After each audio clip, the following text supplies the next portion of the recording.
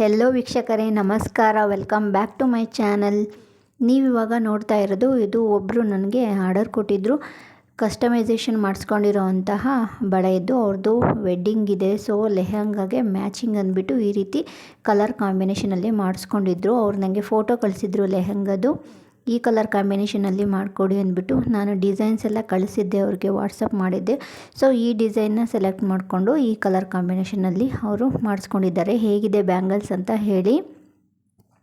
ತುಂಬಾ ಚೆನ್ನಾಗಿದೆ ಅಲ್ವಾ? ತುಂಬಾ ನೋಡೋದಕ್ಕಂತೂ ತುಂಬಾ ಚೆನ್ನಾಗಿದೆ. ನಿಮಗೆ ಯಾರಿಗಾದರೂ ಈ ರೀತಿ ಬ್ಯಾಂಗಲ್ಸ್ ಬೇಕಿದ್ರೆ ಅಂದರೆ ನನಗೆ ಕಾಂಟ್ಯಾಕ್ಟ್ ಮಾಡಬಹುದು.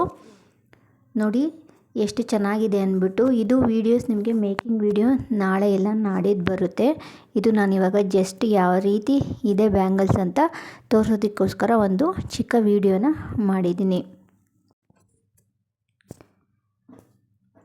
ಈಗ ನೋಡಿ, ನಾನು ಬ್ಯಾಂಗಲ್ ಮೇಕಿಂಗ್ ವಿಡಿಯೋ ಮಾಡ್ಕೊಂಡಾದಮೇಲೆ ಇದನ್ನು ಮಾಡಿರೋದು. ಈ ವಿಡಿಯೋ ಸೆಟ್ ಮಾಡ್ತಾಯಿದ್ದೀನಿ ಬ್ಯಾಂಗಲ್ನ. ನಾವು ಇದನ್ನು ಯಾವುದೇ ಆಗಲಿ ಈ ಒಂದು ಸಿಲ್ಕ್ ಥ್ರೆಡ್ ಬ್ಯಾಂಗಲ್ಸ್ನ ಇದೇ ರೀತಿ ಹಾಕ್ಕೊಬೇಕು ಅಂತ ಏನೂ ಇಲ್ಲ.